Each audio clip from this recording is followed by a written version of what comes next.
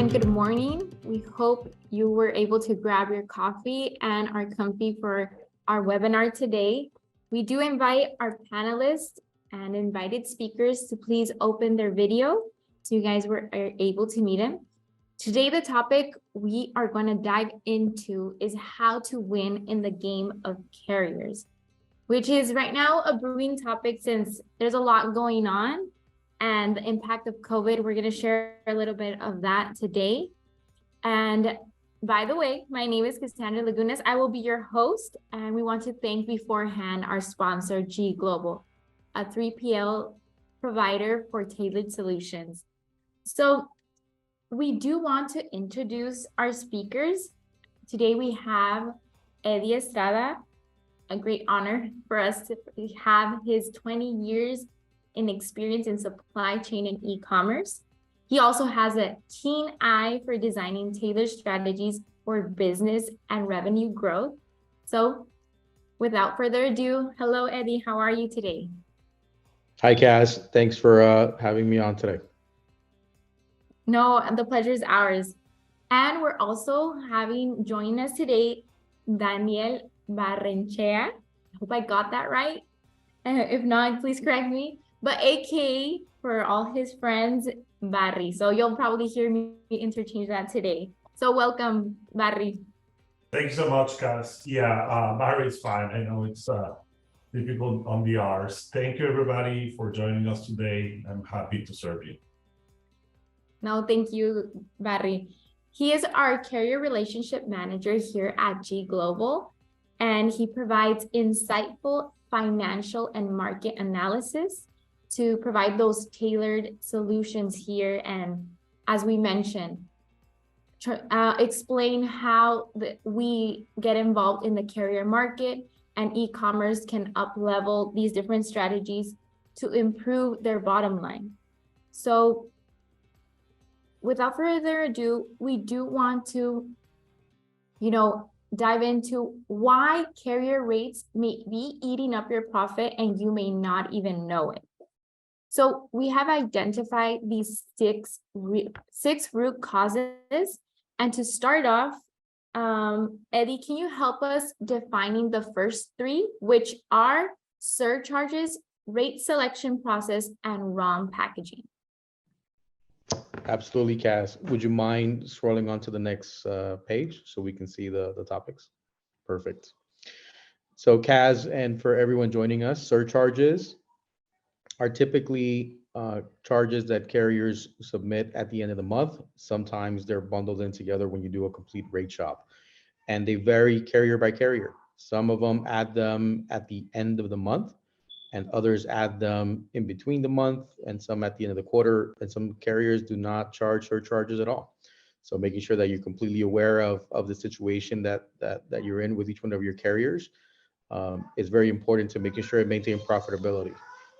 Second is the rate selection process. You want to make sure that you provide a rate selection based on the service and transit time required, not necessarily only on a specific time in transit deliverable for a product. And then packaging has probably the biggest bearing on your expenditure and costs as it relates to carrier spend, right? Having a couple of inches off here and there and not optimizing packaging could definitely impact it. Thank you very much. And now going into reach, consolidation, volume, and discount rates. Barry, can you explain each of these elements, please? For sure, Cass. Thanks so much. So on reach, I think it's important to define the nationwide carriers that have coverage all the continental USA, and not only that, also Hawaii, Puerto Rico, and all the international, or even other international countries, right? Such as DHL, UPS, FedEx, even USPS. And then we also have the regionals who can have a specific reach on a region, right? And there are many different competitors, such as OnTrack, GLS, TNT, right? So that's important on the reach. And on the consolidation, also it's important, I think goes also to the packaging, right? How can we optimize having the correct boxing for every need for every client. And last but not least, I mean, the volume and discount rates. Of course, many carriers use the performance discount tiers, right? So the more volume you aggregate into one carrier might get you better rates. Thank you very much. That is correct. So concerning these 6 elements and factors, we are going to be talking about them throughout the webinar, but it's important to understand sometimes e-commerce businesses specifically may start up, grow so fast that taking the time to analyze each of these and how they can affect your profit can definitely be a showstopper, or in other words, continue to slow down what actually could be a revenue growth.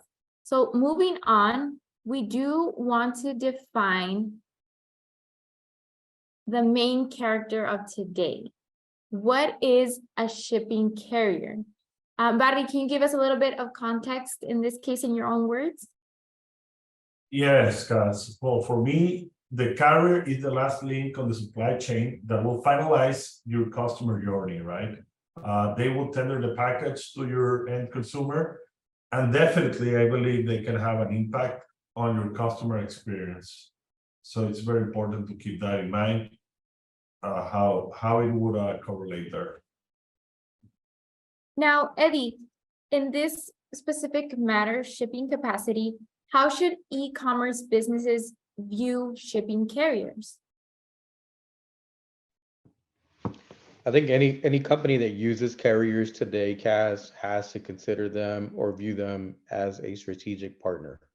It's whether you look at it as a necessary evil, to double down on Barry's point, they are a big part of your end consumer experience because they are the person that handles the final leg of delivering everything to your buyer or your consumer. So I would make sure that you constantly look at them as a strategic partner and make sure that you align on expectations and make sure that you clearly understand the experience that you're trying to create and making sure that you align with a carrier that's able to deliver that on a consistent basis. Perfect. Awesome answer. So to exemplify what our experts are mentioning now, the question is, how can e-commerce businesses choose or consider choosing expanding, their shipping capacity through different carriers? But Barry, can you explain to us what are the telltale signs that maybe e-commerce businesses should start this search? Oh, Yeah. Don't worry. Yeah, Cass. So I think most of our customers and what we have seen in the past, how we have worked, usually have a large carrier where you can relate or rely on for the shipping. But also, I think it's important to keep the metrics and understand the demographics on your consumer. So having some performance measurements like the customer experience, of course, the rates, lost packages performance, can give you a better idea how suitable are you with that carrier if you're matching both strategies together, if you're marrying both you and your carrier together to give that the end customer the experience that you expect or that you want to deliver to them. And we want to introduce that, as Barry mentioned, sometimes a business may be married to a shipping carrier, or some prefer to work with a hybrid approach. Either way, what considerations are essential when choosing a shipping partner? Eddie, can you give us your perspective on this? Absolutely, Cass. Number one, it boils down to number one, your product, and then your profitability and margins, right? Carriers or the carrier spend can sometimes carry above about 50% of the weight of your total transaction, depending on your goods. If you're selling garments that are not on the high end, they carry a much bigger bearing on your profitability. Then if your business model relies on shipping paid or shipping covered, within the price of your product, and if you manage charging that to your consumers, right? Consumers are obviously going to want to pay competitive rates to get their product delivered, and they also want to have an awesome experience of having it delivered as quick as possible. So I would say that's the biggest driver from a financial and a strategy perspective, is understanding your business model and how you want to align to it. Number two is, if you, depending on where your distribution centers are, if you're a single distribution center opportunity, or if you have, for example, an FBA business model where you have warehouses all over the place, right? So if you're centrally located to one position in the lower 48, or wherever your warehouse may be, you want to make sure that you monitor the cost. That drives, narrows down the search. And then number two is, what is the type of experience you want your customers to have? Do they need consistent tracking, real-time tracking? Obviously, the big guys can handle a big brunt of that. If your consumer is okay with having maybe a little bit less visibility and tracking on the product, but have a consistent hit rate of arriving within 5 business days, for example, then your solution is going to tailor more towards selecting to work with regional carriers. A lot of players right now have made considerable investments to align and being able to provide a nationwide coverage for regional carrier business model. And now that you mentioned regional carrier business model, we do want to make sure that these concepts are clear. So, Barry, can you help us pinpointing the difference between the long-range carriers and the regional carriers? Yes, of course, Gus. As we mentioned before, the major players, right? USPS, DHL, UPS, FedEx, they can definitely cover not only the lower 48, again, international territories or Alaska, Hawaii, Puerto Rico, right? And take, for example, I mean, USPS, they can go to every house every day, right? So they have that long range distance coverage, right? But then also, I think the regional players come very strategically to play within each of your clients' demographics. So you can have one regional there in the West Coast, another for the East Coast, maybe something for Texas, right? And ensure that you're having the right players at the right time for the right package for you. Great. So just to add on to this, how can we start maximizing carrier dollars by combining these two different carriers, Barry? So I would take, for example, the demographics that we face on the e-commerce, right? Most of our clients have the largest state where they ship is California, over 10%. Whereas east of the Mississippi, they send some 70% or even more than that, right? So having a regional carrier in California can help us reach a distance of 2 or 3 days shipping at ground rates, right? That will be a cost advantageous for our clients that can see those savings, realizing a better lead time experience for them. Thank you very much. And Eddie, you had mentioned that customer experience is impacted by the carrier capacity, their performance, etc. Now, where does last mile delivery come to play? Why is it so important also? Last mile delivery has two bearings on it, right? Or two very, very distinctive pivot points. I think all of us in the industry have seen a hybrid of an economic service where the main carrier or the main regional player carries the first 75% of the leg, and then the last 25% of the leg, it's handed off to somebody like USPS or a regional post or a smaller player. Sometimes during those handoffs, the visibility is not as transparent, right? It's not exceptional. So that again caters to the type of demographic, the type of consumer that you're catering to, and that has a big bearing on it. The second one is cost, right? That tends to be a very economical way to move packages, but again, you have to sacrifice the CX in exchange to capitalize on savings, right? And in most recent years, because of those concerns, the top national or global players have explored options of taking that back in house and not doing it at all, right? Amazon, that has been slowly getting into the logistics game, um, they have some of their own trucks make the final mile delivery to address some of those concerns and make sure the stuff gets delivered on time. And definitely they sometimes even they subcontract during peak seasons or surges, right? So I think those are the biggest effects that last mile delivery has. And the other options or the other area is, the long range carrier solution where they can either the top two carriers nationally today, they have services that, albeit more expensive, but they can provide a full end-to-end solution with complete visibility. Awesome.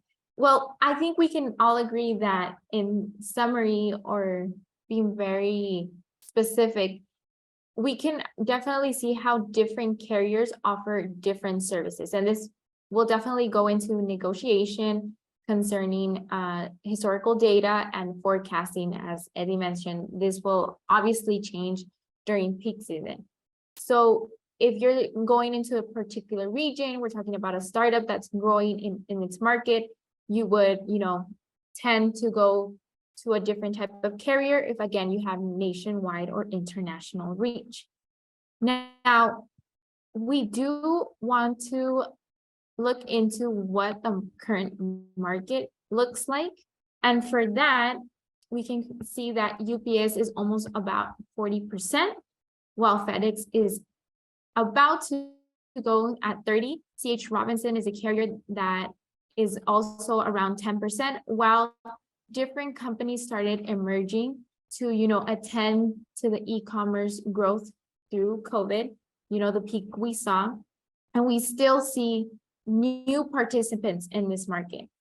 Yet the reason why it's so important to understand what the market share looks like is the following news has come to our attention, and we do want to make sure that e-commerce businesses, first of all, know the importance of a hybrid strategy, or to make sure that they can profit concerning all the elements that come around of, providing the customer the best delivery service that comes along with their fulfillment. So first of all is understanding the UPS landscape that currently has come up in 2023. And Barry, can you give us a little bit of context about this? What is going on? Yes, guys. So there are ongoing negotiations between both the UPS management team and Teamsters. So they have not concluded, and there are some key points still open in the table, right? Negotiations are ongoing. We're monitoring those possible outcomes and how they could affect or change our customers' experience, right? We're observing that closely. Thank you. And as you mentioned, we're observing it closely because we need to know the possible outcomes. Now, Eddie, can you share with us, first of all, what do e-commerce business owners need to know? Well, as it relates to a situation like this, is it could be catastrophic, right? It could be a very big detriment to the e-commerce sector, specifically around the time frame, right? So, can you imagine a delivery stoppage happening for, let's say, 2 weeks, 3 weeks? Just the incremental accumulations of millions of packages nationally or regionally that could be impacted. And then behind that is what would be the time to eliminate that backlog, right? So to clear that backlog, it would take probably twice as long. But in the meantime, any customer that has sold the product, they're going to be battling with consumers that want a refund, consumers that want some type of credits, consumers about, where is my package, having to reship goods. So it's something that needs to be top of mind for any e-commerce brand or anybody that sells online, and definitely having a plan B, right? So plan B could mean having another carrier on standby. We have seen that the other option, FedEx, has had some rate increases, anticipating some of the transfer of goods. They have seen some increase in volume due to this situation, but definitely making sure that you're prepared, making sure that you understand the impact of your immediate area, or as Barry has mentioned all the time during here, right? Every company has a hotspot where like over 50% of your sales happen, making sure how that area is being impacted and making sure that you have a plan B ready to go. Perfect. And yeah, we definitely value UPS as a big player in this industry. So understanding the possible outcomes, as Eddie mentioned, we have a plan B, or just knowing what can happen, because we do know that this will definitely change the end of 2023 and maybe years to come also. So with that in mind, we also want to make sure what we can do now. And the reason why we say carriers will never lose is they are very good at what they do. They have the shipping capacity that most businesses don't have, and are a key, and they have this key role to be able to reach the American market and international market. So we value them, but it's important to realize that e-commerce businesses can create this win-win scenario where they can profit where maybe they never thought they could also profit. And that means saving on deliveries with good negotiation, good carrier rates, and more. So before we go into the Olympics of shipping carriers, also known as peak season, Eddie, what factors are usually overlooked in the carrier game? The number one it's demographic, right? Making sure that you negotiate specifically for the area that you're shipping to. I would say second is going into a unilateral approach where you're going to bet everything on one provider. That leaves room for a lot of risk, right? And not diversifying, right? Like not having different options and different players.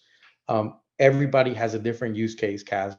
For example, in our world at G Global, we're not committed to one carrier. We follow a strategy of a zonal approach and a rate approach defined by time in transit. That is a very high level example of our algorithm, right? Other companies or other individual businesses, they cater to, it needs to arrive. It doesn't matter which corner of the lower 48 it is, it needs to arrive in 2 days. So definitely understanding the rules of the game from what you need specifically for you, and making sure that you have the carrier and the services that align to meet that. But more importantly, make sure that your contracts or your service agreements are negotiated to that effect. Thank you. And we would love to answer your questions. So feel free again to use the chat function here in Zoom, or if you would like a one-on-one consultation, also feel free to write us at info@gglobal.com, and we can definitely schedule a call of how, again, G Global has tailored these strategies concerning carriers, and also how businesses continue to piggyback ride on the 3PL volume to up-level, this new world of carrier rates for businesses. Now, diving into the Olympics of shipping carriers peak season, Barry, we really want to know, how can businesses prepare for this, chaotic and really busy season? Yes, I think the name of the game is forecasting and planning, right? Peak season can be hectic, chaotic, right? But the best that you can prepare is forecasting the volumes. And again, so having those demographics read and having a hybrid strategy in place can help a lot to overcome these difficult situations. And some businesses have seen it that's very strategic to go to a 3PL for shipping needs and guidance. Eddie, how can a 3PL be that guiding partner to leverage peak season spend? A guiding partner towards one of their consumers, or a guiding light for their own gain, right? So it's two Mhm. different worlds, right? So I would say for any of our people listening, if you're using a 3PL, right, make sure that specific questions need to be asked, right? Like, are there contracts negotiated on a specific service, on a specific tier?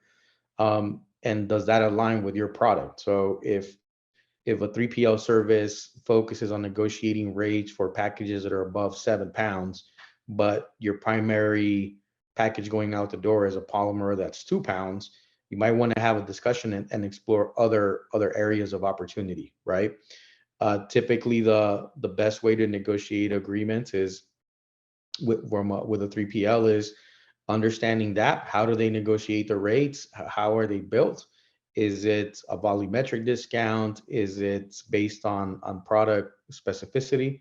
And then number two is from a carrier perspective, from a 3PL perspective, speaking internally for us, is the approach that we've taken, Kaz, is we're carrier agnostic, meaning that we don't prioritize one carrier over the other.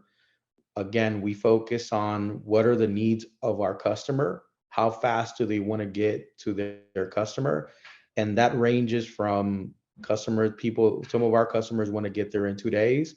Some of them are okay with getting there in 7 days, right?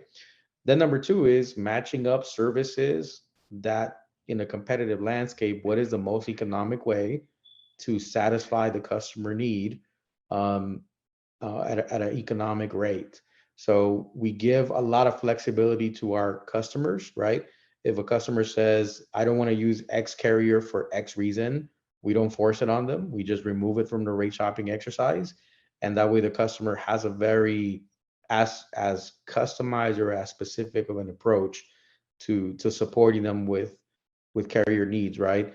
And that's our approach, right? Other 3PLs are much more aggressive with it, right? Right. So they say, hey, this is my rate card. I have total control or decision about who the carrier is. And if you don't like it, you can just use your account and go from there, right? Not to insinuate that one model is better than the other. Those are just different examples of approaches of how a 3PL can negotiate their rates, um, to service customers, and then how customers can work with their 3PL to understand and validate that they're getting the best rate slash service they can. Correct. And of course, this is much more critical when it comes to peak season, one of the most profitable periods of the year. So to answer our question, is it possible to win in the game of carriers? We do want to dive into first something you mentioned, Eddie, the rate shopping process. Can you explain to us how tech has leveraged carrier dollar savings? Yes. So again, most 3PLs should have a rate shopping tool in place, and that rate shopping tool can be leveraged in a lot of different ways, right? For example, speaking for us internally, we know that our logic, which I explained earlier, is number one, the criteria is what is the required time in transit, and are there any exceptions on carriers, right? If it has to be 2 days and if it has to be a specific carrier, we just eliminate the rate shop and it goes from there. But it's a tool that's extremely important, right? Cartonization, dimming, making sure that your scales are aligned and correct. That's important, right? But probably the most important tool before you even get to a rate shopping software is you have to have a correct dimming tool, right? Making sure that the correct dimensions are used to provide to a carrier. That's extremely important at all times. And just to have an understanding, if an e-commerce business, they're already set up with a carrier or they're looking into a hybrid strategy, If the relationship is not at its best, Eddie, where do you should suggest they should start? Okay, so to clarify your question is if the relationship with their current carrier. Current carrier or multi-carriers, how can they improve that relationship?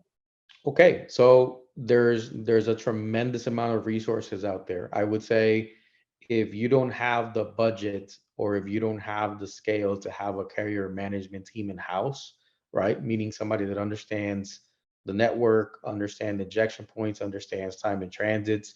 There's a lot of partners out there that can do the work for you, right? There's companies like Shipware that can do the contract negotiation and understand your business model and understand what they can do for you.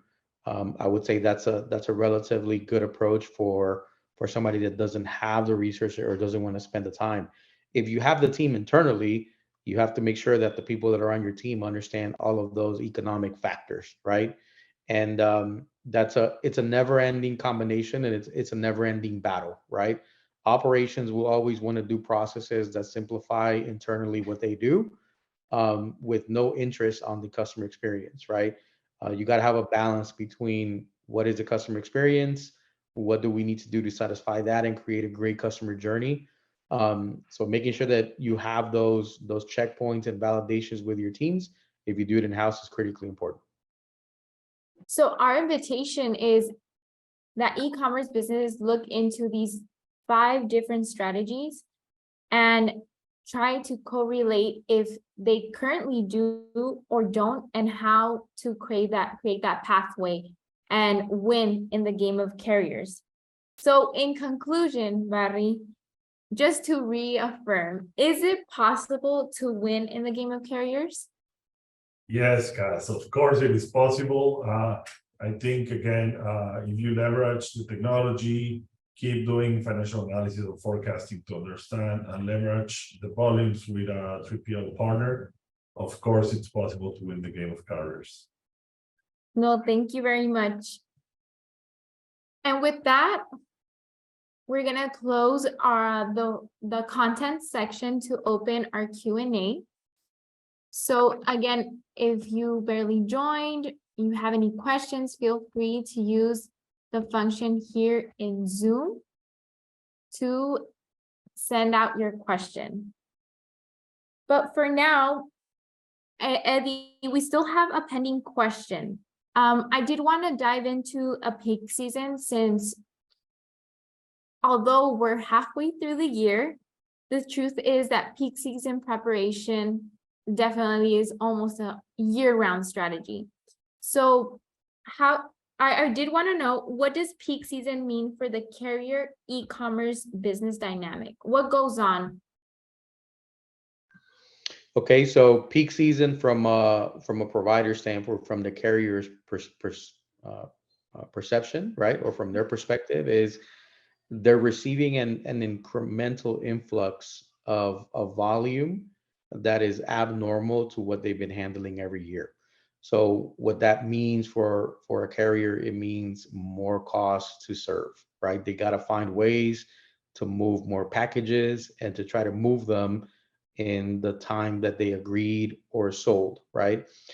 Granted, no time of carriers is guaranteed unless you purchase a guarantee, but they do have KPIs, right, that they want to deliver on time. So I think that's the big metric that you hear tossed around the internet everywhere, right? You hear they're 98% on time or 97% on time, or et cetera.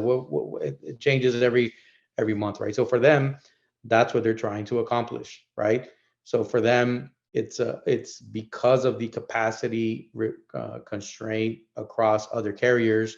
That's when the opportunity comes up of it becomes commoditized, right? So I've developed a little bit more capacity. I have more room. Hence, that's what generates a peak season surcharge, right? So for them, carriers typically start around September. So the question in the industry is always who's going to shoot first, right? So whether one of the big two shoot first, whether they shoot at the same time, but typically around September is when you start seeing the first wave of peak season surcharges, and then it reaches a peak right around January, right? And then after Chinese New Year, everything sort of settles down a little bit, and then the cycle starts all over again, right? There is a heavy flux in around Thanksgiving. What it means to somebody that's using a carrier, what it means to us, what it means to our customers is we need to be constantly trying to find a way to continue to meet KPIs as far as getting packages out the door and injected into a carrier network and making sure that they're delivered on time, right? So from our responsibility to our customers, to our stakeholders, to maintain our commitments to our base of customers is our job is to make sure that Barry continues to explore all options, continues to explore to have other solutions available. For example, this year we've increased our carrier network by I think over 50%. We've got 2 to 3 or 4 more carriers on the docket and more to be added. So for us is we're trying to anticipate all of these variables that may happen in order to be able to support our customer base. Thank you very much. I think that sums it up. Now, Barry, we use the term zones, and the more complete phrase is skipping zones. Just for those who are not familiar, can you explain to us what that refers to? Yes, guys, thank you for that, and sorry for assuming it was a known term. So the carrier will normally define the zone. You have your zip code where you inject your package, right? So for example, we here use 92154, and from there, you build like a radius of 150 miles each, right? Every 150 miles, it's a new tier of zones. So the first 150 miles, it's like zone 2. The next one from 151 to 300 is zone 3, zone 4, so forth and so forth, right? Then you would need to have, according to a zone 1 from California might look different than a zone 2 from New York, of course, right? So it will all depend. The carriers will use the zones to define the costs for that last mile delivery. Awesome. Before I move on to my next question, would you like to add any other comments of the topics we talked today, Eddie? No, just it's a very interesting time in e-commerce. There's a lot of political headway happening right now. There's several storms that could cause a pivot in the entire industry, right? So if a strike does happen, it could mean driving people back into retail stores because of the effect. We all remember mid 90s when the initial strike happened. So that's something that everyone is waiting very impatiently for. And then number 2 is a lot of carriers are merging and combining to provide a full end-to-end solution. So I think those are very interesting times that all of us need to be very cognizant of and be very aware. I don't see the cost of carrier services decreasing or going down. It's only going to continue to increment, right? Because more technology, more consolidation means a higher cost to serve.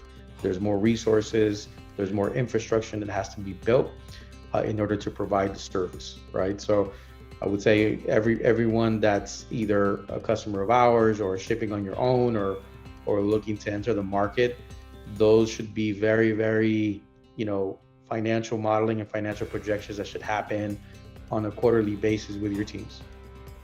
Awesome. Thank you so much. Barry, do you have any other comments that you would like to cover? Not at the moment, guys. I just want to thank everybody that's here right now and took the time and opportunity to join us. Thank you. And I think these type of webinars really help us understand that there's much more to strategy, just looking into, for example, from hybrid strategy to using tech to unlock savings and more. But again, we open the door to hear your comments and your feedback because we are very interested in providing all the insight and resources that your business may need for revenue growth, especially in this case, being able to use the carrier market to your advantage and understanding the ins and outs of it. So we want to thank everyone who participated today and joined us. Again, my name is Cassandra Lagunas. We want to thank our experts, Barry and Eddie, for joining us today. So if there are no more questions, we want to thank you again for your participation and being here today, and we hope you have a wonderful day. Thanks so much, Gus, and everybody that joined. Thank you. Bye-bye.